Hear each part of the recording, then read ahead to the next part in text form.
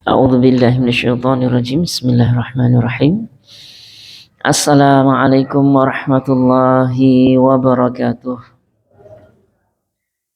Innal hamdalillah nahmaduhu wa nasta'inuhu wa nastaghfiruh wa na'udzu billahi min shururi anfusina wa min sayyiati a'malina. Man yahdihillahu fala mudilla lahu wa man yudlil fala hadiyalah. Asyhadu an la ilaha illallah wahdahu la syarika lah.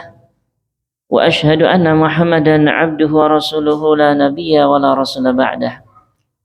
قال الله تعالى في القرآن الكريم: أعوذ بالله من الشيطان الرجيم. يا أيها الذين آمنوا اتقوا الله حق تقاته ولا تموتن إلا وأنتم مسلمون.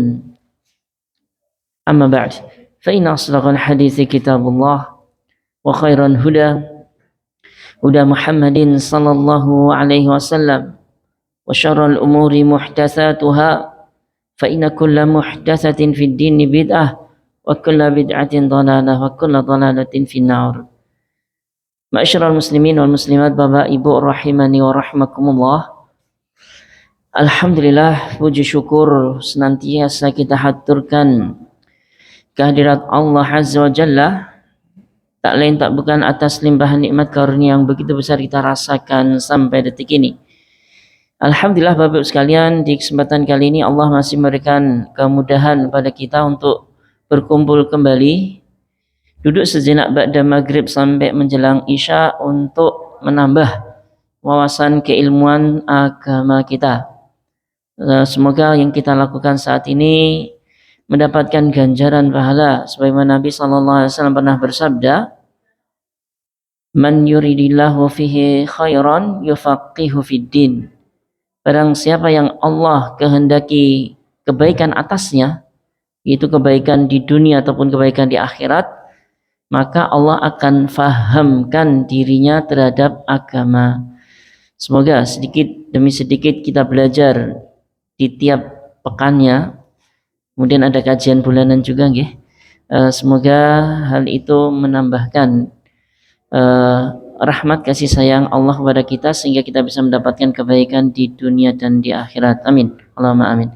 Kemudian salawat dan salam semoga tetap tercurahkan khususnya kepada junjungan kita Nabiullah Muhammad sallallahu alaihi wasallam. Kemudian salawat ini tidak lupa tercurah kepada keluarga beliau tentunya, para sahabat seluruhnya, terutama kepada Abu Bakar As-Siddiq, Umar Al-Faruq, Utsman ibn Affan dan juga Ali bin Abi Thalib serta sahabat-sahabat yang lain dan juga orang-orang yang meniti jalan mereka dengan baik sampai hari akhir kelak. Kaum muslimin wal muslimat, Bapak Ibu rahimani wa rahimakumullah, insyaallah akan kita lanjutkan di kesempatan kali ini.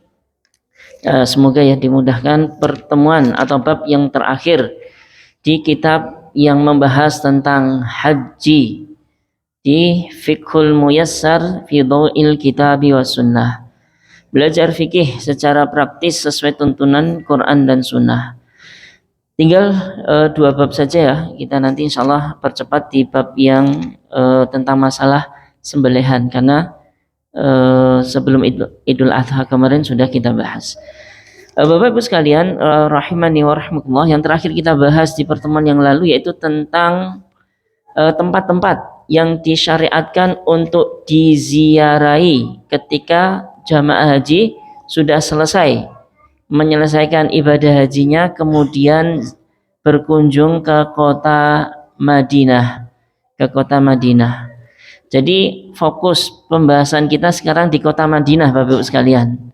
Kalau sebelumnya haji itu fokusnya di kota Makkah,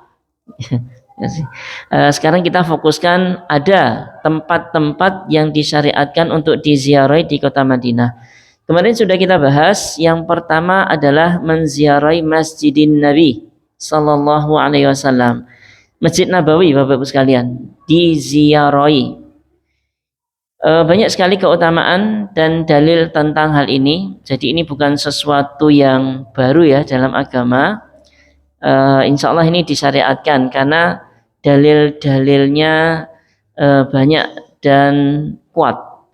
Salah satunya Rasulullah bersabda, la tushaddur rihal illa ila salasati masajid.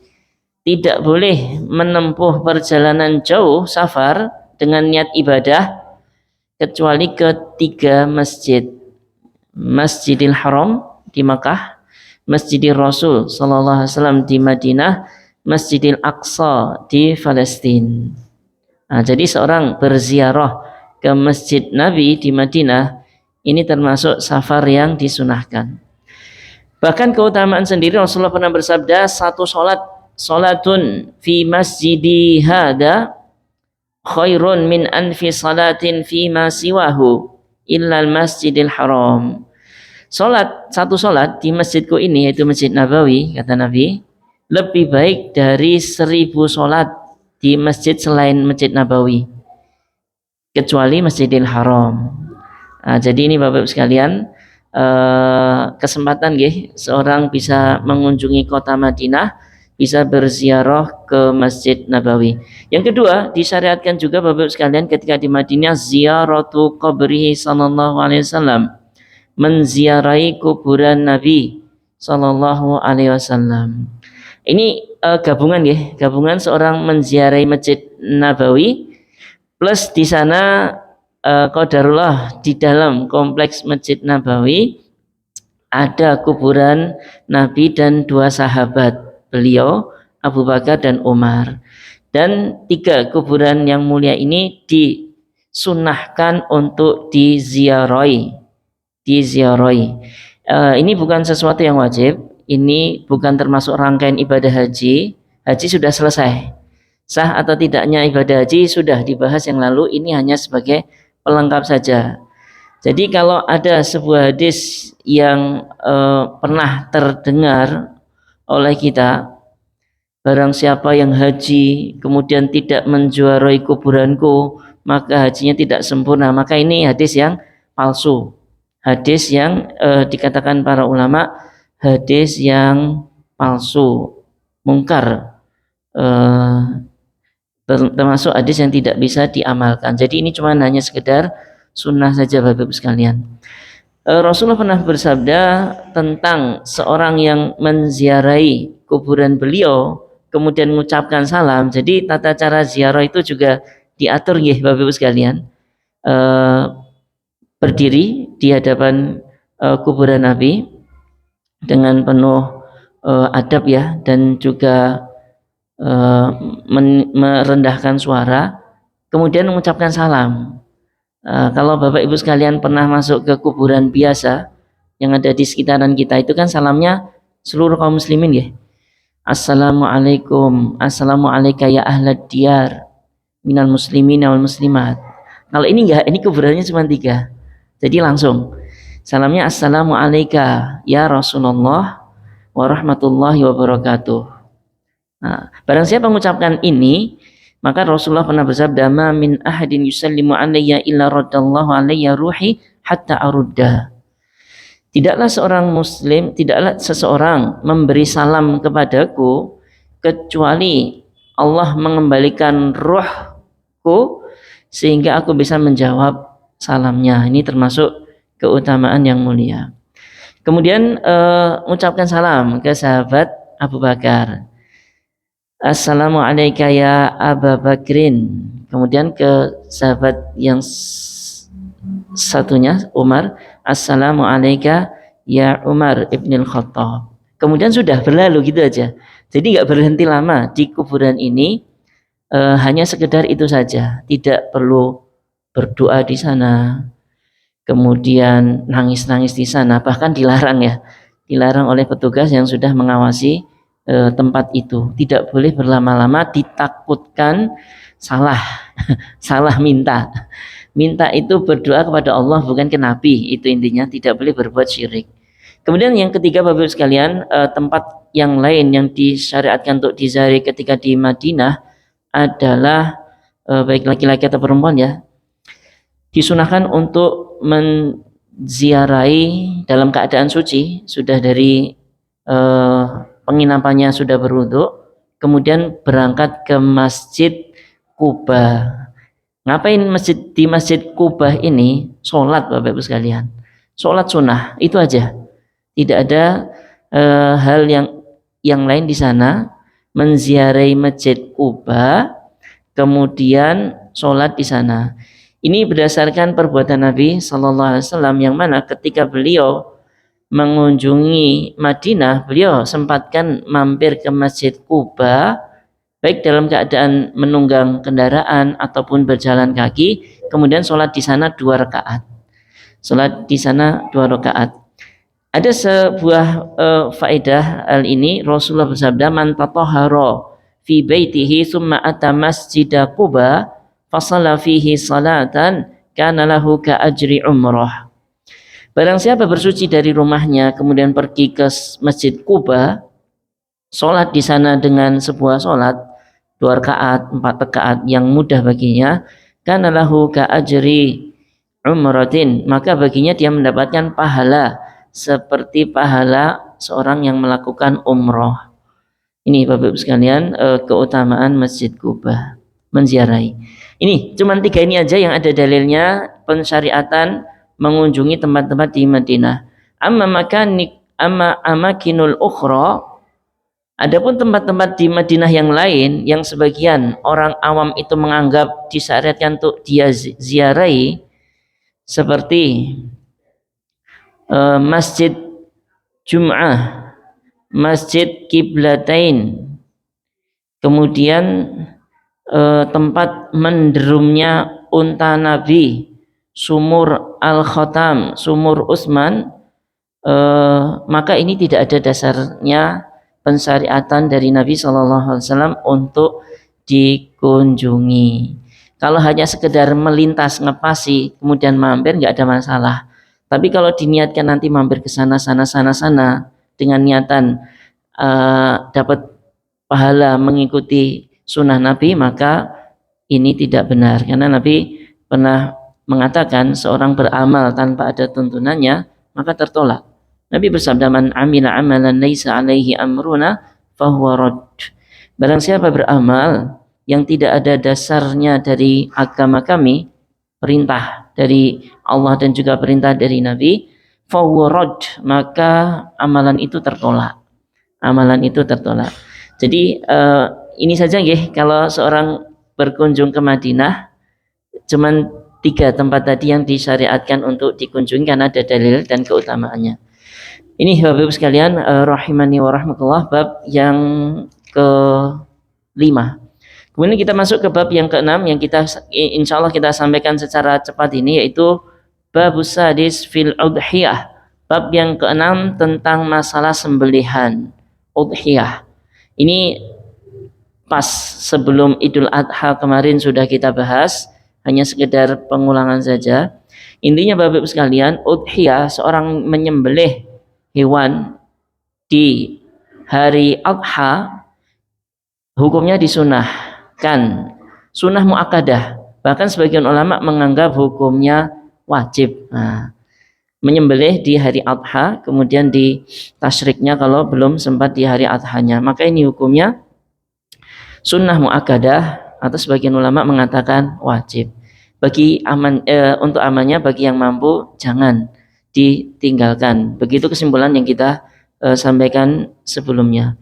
Kemudian syarat seorang seorang disunahkan untuk menyembelih ini, dia seorang yang Islam, balik dan berakal, kemudian mampu untuk membeli hewan sembelihan tadi. Kemudian hewan yang boleh disembelih onta, sapi, kambing. Onta, nggak ada di sini. Sapi banyak, termasuk keluarga sapi yang boleh disembelih juga kerbau, kerbau. Tapi kalau banteng tidak, kerbau saja yang masuk ke keluarga sapi. Meskipun banteng mirip sapi, tapi dia tidak termasuk hewan yang sah untuk disembelih. Kemudian kambing juga ada 2 jenis, kambing yang bulunya lebat, biri-biri ataupun yang gembel itu, atau yang bulunya sedikit, kambing Jawa itu atau etawa, maka itu yang sah dikorbankan. Selain itu bebek, ayam, ataupun kuda. Nah ini ya, kuda meskipun mahal, lebih mahal dari kambing, tidak sah untuk disembelih. Kemudian sah satu kambing, satu hewan ini untuk satu orang di mencakup seluruh keluarganya. Jadi cukup satu keluarga itu satu sembelihan, baik satu kambing ataupun 1/7 sapi atau 1/10 onta, maka cukup satu keluarga satu kambing, pahalanya mencakup seluruhnya.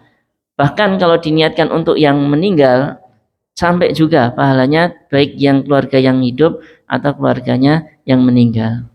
Kemudian kalau kaitannya dengan umur, minimal umur onta yang disembelih itu 5 tahun, sapi itu harus genap 2 tahun, kambing itu kalau kambing yang domba sudah 6 bulan boleh dikorbankan, kalau kambing yang Jawa itu harus 1 tahun baru sah untuk dikorbankan.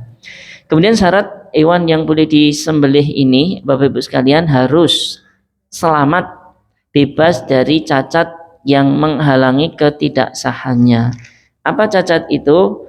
Sebagaimana 4 cacat yang Nabi SAW bersabda, arba'un la tajzi'u fil adhahi, 4 cacat yang tidak sah di dalam sembelihan.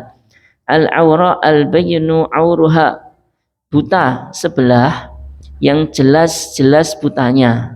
Jadi mata sebelahnya itu putih atau cacat gitu, nggak bisa melihat, itu sudah tidak sah. Apalagi buta dua-duanya, tambah tidak sah lagi. Yang kedua, al-mari wal maridah al-bayyinu maraduha, sakit yang jelas sakitnya. Wal urja al-bayyinu irjuha, pincang sebelah yang jelas pincangnya. Ajfa allati la tunki, tua yang tidak memiliki sumsum di tulangnya saking kurusnya.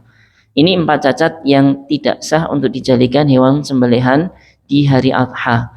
Adapun kalau cacat yang lebih ringan dari ini, telinganya terpotong, kemudian giginya ompong, kemudian betina, maka itu tidak menghalangi, tetap sah ke sembelihannya.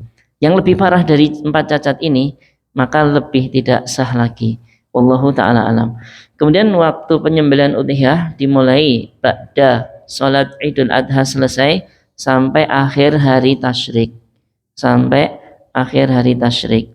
Kalau mau afdalnya ya langsung ya, pada sholat Id, itu yang afdalnya. Tapi kalau qadarullah sibuk atau rame, sembelihannya banyak sekali, akhirnya sebagian ditunda ke hari berikutnya, maka tidak masalah. Kemudian Bapak Ibu sekalian, sunah-sunah menyembelih ya, ditajamkan pisaunya, kemudian dimiringkan ke arah kiblat, kemudian ditekan dengan kuat. Maka ini insya Allah sudah kita bahas di sebelumnya. Kemudian disunahkan daging sembelihan ini dibagi 3 ya, nggak wajib. Kalau bisa 3, sepertiga untuk dimakan, sepertiga untuk disimpan, maka sepertiga yang lain untuk dibagikan. Ini kalau menyembelih sendiri. Kalau ngikut ke masjid ya ikut panitia saja. Ini Bapak Ibu sekalian, yang keenam, maaf kita sampaikan secara cepat ya. Kemudian yang terakhir, bab sabi' di Kitabul Hajj, maka ditutup pembahasannya di pembahasan ini Bapak Ibu sekalian, yaitu fil aqiqah, tentang masalah akikah. Wa fihi iddatu masail. Di pembahasan akikah ini Bapak Ibu sekalian ada beberapa permasalahan. Yang pertama, mas'alatul ula ta'riful akikah wa hukmuha wa waktuha. Definisi akikah dan juga nanti hukumnya dan juga nanti waktunya, penyembelihan akikah itu kapan.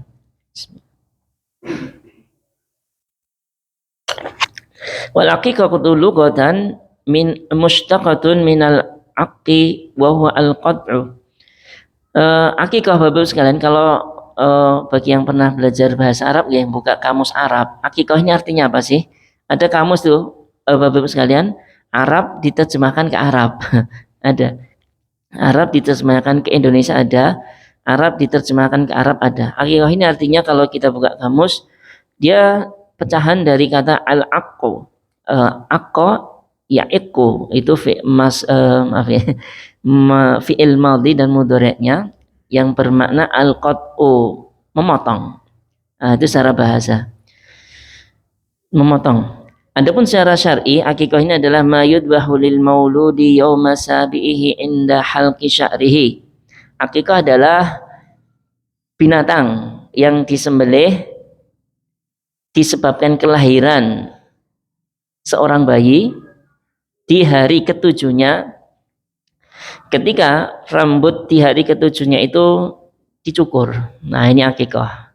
Jadi akikah itu sembelihan yang dilakukan disebabkan bayi lahir pas hari ketujuhnya, ngepasi nanti juga dicukur, dikerok rambut kepalanya. Emang dikerok buat apa nanti akan kita bahas. Hukmu akikah. Nah, ini ya, hukum akikah. Al aqiqatu sunnatun muakkadatun. Sunnah muakkadah Bapak Ibu sekalian. Enggak sampai wajib nih. Li hadis Salman bin Amir Ad-Dhabi radhiyallahu anhu qala sami'tu Rasulullah sallallahu alaihi wasallam yaqulu ma'al gulami aqiqatuhu. Ini berdasarkan hadis dari Salman bin Amir radhiyallahu anhu, ia berkata, aku mendengar Rasulullah sallallahu alaihi wasallam bersabda, ma'al gulami aqiqatuhu fa ahriqu anhu daman wa amitu anhu al-adha. Bersama bayi yang lahir ini disyariatkan untuk diakikahi. Fa'ahriku anhu daman, maka tumpahkanlah darah untuk sang bayi ini. Wa amitu anhu al-adha, dan bersihkan darinya kotoran. Nah, itu dibersihkan rambutnya itu, dikerok itu. Kata orang Jawa, rambut bayi ketika lahir ini namanya apa Ibu? Rambut apa itu namanya?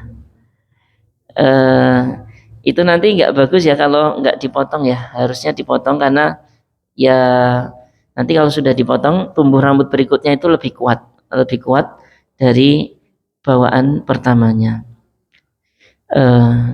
Selok karang nggih. Selok karang nggih. Kalau nggak salah namanya itu ya. Jadi dicukur kotoran rambutnya. Dan juga berdasarkan hadis Samurah radhiyallahu anhu bahwasanya Nabi sallallahu alaihi wasallam bersabda, kullu ghulamin rahinatun bi aqiqatihi. Setiap anak itu tergadaikan dengan akikahnya. Tudbahu anhu yauma sabihi wa yusamma wa yuhlaqu ra'suhu. Maka disembelihkan baginya hewan sembelihan di hari ketujuhnya, wa yusamma, dan diberi nama, wa yuhlaqu ra'suhu, dan dicukur, dikerok, digundul kepalanya. Ini Bapak Ibu sekalian. Jadi setiap anak itu kata Nabi tergadaikan dengan akikahnya. Jadi ini dijelaskan oleh para ulama, maksudnya apa? Tergadaikan dengan akikah. Jadi seolah-olah Bapak Ibu sekalian, barang itu kita punya barang, kalau barang ini digadaikan, kepemilikan kita gimana Bapak Ibu sekalian? Sempurna atau dibatasi? Dibatasi, nggak bisa karena lagi digadaikan di sana. Lah anak yang nggak diakikahi itu seolah-olah ya nggak bisa dimiliki seorang tuanya secara sempurna. Ada pendapat yang bilang, wallahu alam, nanti orang tuanya tidak bisa mendapatkan syafaat si anak ini. Atau pendapat yang lain, ya anak ini nanti sulit untuk diatur, lebih sulit untuk diatur karena masih statusnya tergadai. Jadi ini Bapak Ibu sekalian, dari hadis ini ya, ini juga himbauan ke kita bagi yang mampu, bapak-bapak ya, terutama ya, atau qadarullah belum ada, ya usahakan ada, gimana pun caranya, utang dulu gitu ya, biar tidak tergadaikan anaknya, diakikahi beres. Kemudian hadis yang berikutnya dari Abdullah bin Ibni Umar bin Al-As radhiyallahu anhuma, anna Nabiy sallallahu alaihi wasallam qala man wulida lahu waladun fa ahaba an yansuka anhu falyansuk. Barang siapa yang diberi kelahiran anak, dan dia ingin menyembelih akikah untuknya, maka hendaklah menyembelih. Ini Bapak-Ibu sekalian tentang pensyariatan akikah. Hukumnya sekali lagi sunnah muakkadah. Kemudian yang berikutnya masih di masalah yang pertama ya, waktu akikah. Yadkhulu waktu jawazi dzabhil aqiqah bin fisali jami'il mauludi min batni ummihi wa yastamiru waqta istijabatin ilal buluk. Waktu akikah itu boleh disembelih akikah untuk sang bayi yang baru lahir itu Bapak Ibu sekalian dimulai dari seorang anak itu keluar secara keseluruhan dari perut ibunya di hari pertama. Itu sudah boleh disyariatkan disembelih akikah. Sampai kapan? Sampai dewasa. Jadi sunnah untuk menyembelih akikah ini dari sejak keluar cengar. Hari pertama, kedua, ketiga, 4, 6, 7, 8 dan seterusnya sampai kapan? Sampai dewasa. Dewasa itu kalau nggak salah ya sekitar umur 10 ya atau 11 sekitaran itu. Kecuali disunahkan kalau mau pengen dapat pahala lebih, sunnah yaitu diakikoi di hari ke-7 kelahirannya. Ini berdasarkan hadis Samurah radhiyallahu anhu. Dia berkata, qala Rasulullah sallallahu alaihi wasallam, al-gulamu murtahanun bi aqiqatihi tudbahu anhu yaumas sabi wa yusamma wa yuhlaqu ra'suhu. Seorang anak itu tergadaikan dengan akikahnya, disembelih baginya di hari ke-7, diberi nama dan dicukur gundul kepalanya. Jadi kalau bisa di hari ke-7 ini banyak sembelih, nanti dimakan sebagian, dibagikan sebagian, boleh, nggak ada masalah. Kemudian diberi nama, kemudian dicukur rambut kepalanya. Rambut kepalanya nanti dibuang tapi sebelum dibuang disunahkan lagi untuk ditimbang. Jadi rambutnya ini dikumpulkan, ditimbang. Sejumlah berat timbangan rambut yang dicukur tadi sedekah dalam berat bukan emas perak. Dalam senilai berat perak. Itu nanti kelanjutannya. Wallahu ta'ala alam. Ini Bapak Ibu sekalian di masalah yang pertama, definisi akikah, hukumnya sunnah muakkadah, kemudian waktunya sejak bayi lahir sampai dewasa, tapi disunahkan di hari ke-7-nya berdasarkan hadis Samurah radhiyallahu anhu yang baru saja kita baca. Bapak Ibu sekalian, rahimani wa rahmakumullah, mas'alatus tsaniyah, masalah yang kedua, miqdaru ma yudbahu fil aqiqah, ukuran kadar jumlah hewan yang disembelih untuk akikah. Akikah ini nyembelih apa sih? Apakah boleh nyembelih sapi atau onta atau kambing seperti yang tadi Idul Adha? Maka di sini sang penulis rahimahullah taala hafizallahu ta'ala mengatakan, yusannu an yudbaha anil gulami syatani wa anil jariyati syatun. Disunahkan untuk menyembelih bayi laki-laki yang lahir itu 2 ekor kambing, dan untuk bayi perempuan yang lahir itu 1 ekor kambing. Ini sunnah kalau mampu. Kalau tidak mampu, laki-laki tadi yang sunnahnya 2 kok nyembelih 1, maka tidak masalah. Ini berdasarkan hadis Ummu Kurz Al-Ka'biyah radhiyallahu anha qalat, beliau berkata, sami'tu Rasulullah sallallahu alaihi wasallam yaqulu anil gulami syatani mutakafiatani wa anil jariyati syatun. Untuk anak laki-laki akikahnya itu 2 ekor kambing yang sepadan. Jadi kambingnya sama-sama gede, enggak gede enggak cilik gitu ya, sama-sama sepadan. Wa anil jariyati syatun, dan untuk bayi perempuan akikahnya itu 1 ekor kambing. Kok mau nambah karena pengen berbagi lebih banyak ke orang, maka tidak masalah. Yang penting ini disembelih dulu, bismillah. sah akikahnya. Kemudian nanti loh ini tamu yang nanti diundang banyak nyembelih lagi nggak ada masalah. Maka yang terangkap akikah yang ini, maka yang selebihnya hanya sekedar tambahan saja. Kemudian masalah yang ketiga terakhir Bapak sekalian, tasmiyatul maulud, menamai bayi yang dilahirkan, wahal sihi, mencukur rambutnya, watahnikuhu, tahnik, mentahnik. Ini alam ya jarang dilakukan ya. Wal adanu fi udunihi, dan adan di telinga bayi yang lahir. Ini masalah yang terakhir yang kita bahas. Langsung saja yang pertama, tasmiyatul maulud, menamai bayi yang lahir. Yusannu tasmiyatul mauludi fil yaumi sabi' min wiladatihi. Disunahkan Bapak Ibu sekalian memberi nama sang bayi di hari ketujuh. Kok hari pertama sudah dipanggil nggak apa-apa, nggak ada masalah. Tapi nanti secara resmi diumumkannya pas ketujuh ya, pas akikah itu biasanya bagi makanan juga ada tulisan itu. Alhamdulillah telah lahir putra kami atau putri kami, kemudian ada namanya itu. Namanya putra keberapa? Mungkin putra ke-10 gitu ya. Atau putri ke-12 gitu ya.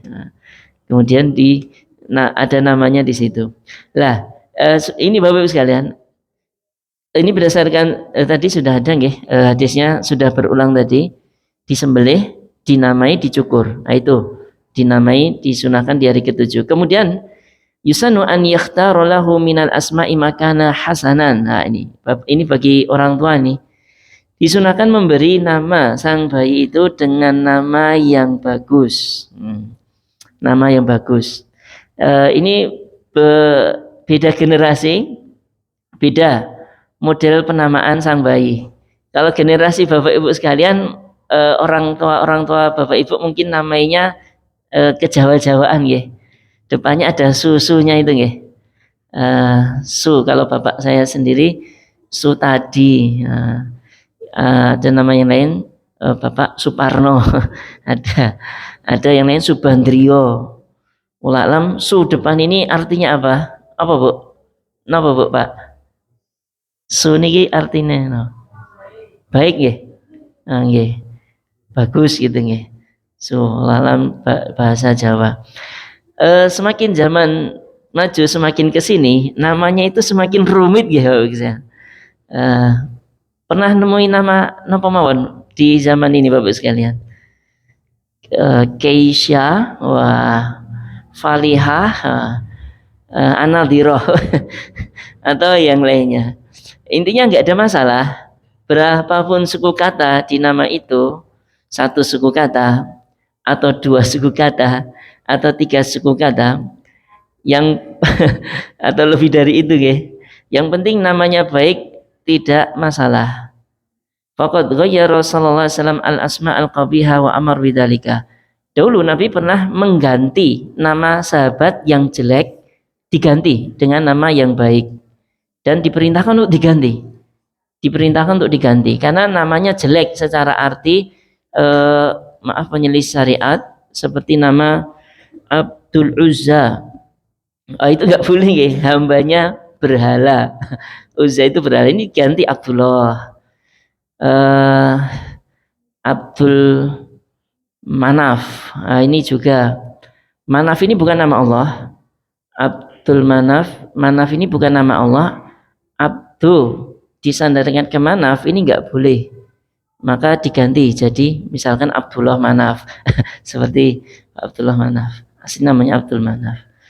Intinya nama yang jelek diganti. Misalkan Lilik Pujianto diganti Robert gitu. enggak. Misalkan diganti. enggak perlu ganti. Lilik niki saya pernah nanya artinya bagus ya Bapak-Ibu sekalian. Jadi enggak perlu diganti ya. Katanya menurut saya bagus. Lilik ini dari kata lu'lu'. Bahasa Arab itu ada namanya lu'lu'.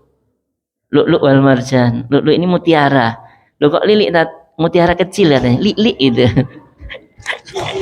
Cilik-cilik. Jadi nggak perlu diganti namanya. Bapak Ibu yang merasa namanya perlu diganti, boleh nanti tak sarani nama. Uh, Insya Allah bagus namanya. Tapi ganti akte lumayan ya, 600.000 katanya. Ganti nama di akte itu, pindah nama sampai ke ganti aktenya itu katanya ya surat-suratnya sampai 300 kalau nggak salah atau 600. Ada teman yang pernah ganti nama anaknya. Ini yang pertama, menamai anak. Ada nama yang terbaik Bapak Ibu sekalian. Rasulullah bersabda dari hadis Ibnu Umar radhiyallahu anhuma, qala Rasulullah sallallahu alaihi wasallam, inna ahabba asma'ikum ilallahi Abdullahi wa Abdurrahman. Sesungguhnya nama yang paling dicintai Allah ada dua, Abdullah dan Abdurrahman. Ini semuanya artinya sama nggih, hamba Allah. Abdullah hamba Allah, Abdurrahman hambanya Ar-Rahman. Ar-Rahman ini nama Allah yang lain. Intinya nama Allah itu banyak, 99. Abdun disandarkan ke nama Allah yang banyak itu maka enggak apa-apa. Abdul Ghafur, Abdul Jalil, Abdul Qahar, Abdul Hayy, intinya enggak ada masalah. Yang terbaik dua ini. Kemudian makanya jangan kaget nggih ketika ketemu orang banyak namanya ini Abdullah sama Abdurrahman, karena mengamalkan hadis ini, menamai anak dengan Abdullah dan Abdurrahman, ini nama yang dicintai Allah, paling dicintai Allah. Kemudian yang kedua, halqu ra'sil maulud, mencukur rambut sang bayi. Disunahkan mencukur rambut sang bayi, baik bayinya laki-laki ataupun perempuan, di hari ke-7 sama yauma sabihi ba'da dzabhil aqiqah, setelah aqiqah. Kemudian setelah dicukur ya tasaddaqu bi zinati sya'rihi fiddatan, bersedekah dengan timbangan rambut ini dengan perak, bukan emas ya, dengan perak. Jadi rambutnya misalkan tebel, dikerok, ditimbang misalkan 5 kilo, wah gitu ya. 5 on, jangan 5 gram. Maka 5 on perak berapa? Ya, misalkan 100.000, bersedekah 100.000 gitu. Disunahkan untuk mencukur kemudian ditimbang. Ini berdasarkan hadis Ali bin Abi Thalib radhiyallahu anhu, qala, beliau berkata, aqqa Rasulullah sallallahu alaihi wasallam anil Hasani bisyad. Rasulullah mengakikahi cucunya Hasan dengan seekor kambing. Dengan seekor kambing. Hasan laki-laki. Hasan laki-laki, Nabi mengakikahi dengan 1 ekor kambing saja. Jadi sah. Kalau 2 tadi disebutkan di awal, syatani, 2 kambing, mutakafiatani, yang sepadan, ini sunnah saja, laki-laki. Kemudian beliau berkata, ya Fatimah, ihliki ra'sahu, cukur, gundul rambut kepala Hasan ini, karena Fatimah putranya Hasan ini putranya Fatimah, ibunya suruh cukur. Wa tasaddaqi bi zinati sya'rihi fiddatan, dan bersedekahlah dengan timbangan rambutnya Hasan ini dengan perak, Maka ini hadis riwayat Ahmad, Tirmidzi, Hakim, dan dihasankan oleh Syalbani rahimahullahu taala. Ini Bapak Ibu sekalian, cukur sedekah. Kalau enggak punya timbangan karena rambutnya kecil banget, ditimbang juga enggak gerak timbangannya, maka dikira-kira saja karena rambutnya terlalu tipis, terlalu sedikit, dikira-kira, yang penting sedekah. Kemudian yang ketiga, tahnikul maulud, mentahnik. Disunahkan mentahnik sang bayi dengan tamar, korma yang sudah digigit, dikunyah lembut, kemudian dimasukkan ke mulut sang bayi, ditempelkan di langit-langit atas sang bayi. Jadi ini namanya tahnik Bapak Ibu sekalian.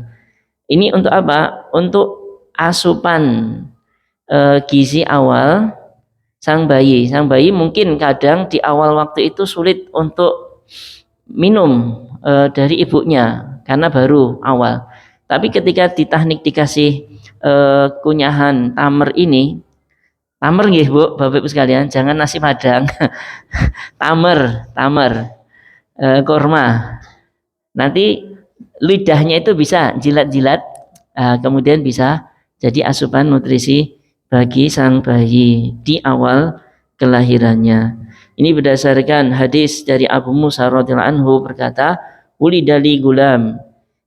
Dilahirkan bagiku seorang lelaki, anak laki-laki. Jadi Abu Musa lahiran istrinya. Fa'ataitu bihi nabiyya, aku mendatangi Nabi sallallahu alaihi wasallam, kabarkan wahai Nabi saya lahiran anak ini. Fasamahu Ibrahim, dikasih nama oleh Nabi namanya Ibrahim. Wahannakahu bitamrin, dan Nabi mentahnik si putranya Abi Musa ini dengan tamer. Dengan tamer ini hadis riwayat Bukhari dan Muslim. Bukhari dan Muslim. Dan juga hadis yang lain dari Aisyah, Rasulullah SAW didatangkan seorang anak bayi kemudian ditahnik. Jadi kalau orang tuanya nggak bisa, datangkan ke yang bisa gitu nggih. Seperti tadi Abu Musa datang ke Nabi mentahniknya. Kemudian yang keempat terakhir Bapak sekalian, al-adanu fil udunil maulud, adzan di telinga sang bayi yang baru lahir. Bukan pas akikah nggih, bukan di hari ketujuh bukan, tapi pas lahiran. Yusanul adanu fi udunil maulud hina wiladatihi, disunahkan adzan di telinga sang bayi ketika kelahirannya. Wakila dikatakan yu'adzanu fi uduni al-yumna wa tuqamu salatu fi udunihi al-yusra. Adzan di telinga kanannya, iqamat di telinga kirinya. Jadi adzan di telinga kanannya, Allahu Akbar, Allahu Akbar, sampai selesai. Komat di telinga kiri sang bayi. Ini berdasarkan hadis Abi Rafi' radhiyallahu anhu, beliau berkata, "Ra'aitu Rasulullah sallallahu alaihi wasallam, aku melihat Rasulullah sallallahu alaihi wasallam adzana fi udunil Hasani ibni Ali hina waladathu Fatimah bis salati." Rasulullah mengadani telinga Al-Hasan putranya Ali ketika Fatimah melahirkannya dengan adzan seperti adzan salat. Status hadis ini hadis riwayat Tirmidzi. Imam Tirmidzi mengatakan hadisun hasanun sahihun, dan Syekh Albani rahimahullah taala menghasankan hadis ini di Sahih At-Tirmidzi. Wallahu taala alam. Ini Bapak Ibu sekalian, alhamdulillah sudah selesai seluruh pembahasan Kitabul Hajj di kitab Fiqhul Muyassar fi Dhau'il Kitab wa Sunnah. Ini Bapak sekalian, semoga yang dibahas di kesempatan kali ini bermanfaat, dan semoga kalau membahas tentang haji dan umroh timbul rasa kerinduan kita untuk bisa mengunjungi dua kota suci Makkah dan Madinah. Semoga Allah Azza wa Jalla memudahkan panggilan bisa ibadah haji dan umroh ke sana. Amin, Allahumma amin. Cukup kita akhiri karena sudah masuk waktu Isya. Berikutnya akan kita masuki kitab yang berikutnya, Kitabul Jihad, kitab yang membahas tentang jihad, insyaallah taala. Kita akhiri subhanakallahumma wa bihamdika asyhadu an la ilaha illa anta astaghfiruka wa atubu ilaik wa akhiru da'wana alhamdulillahirabbil alamin. Assalamualaikum warahmatullahi wabarakatuh.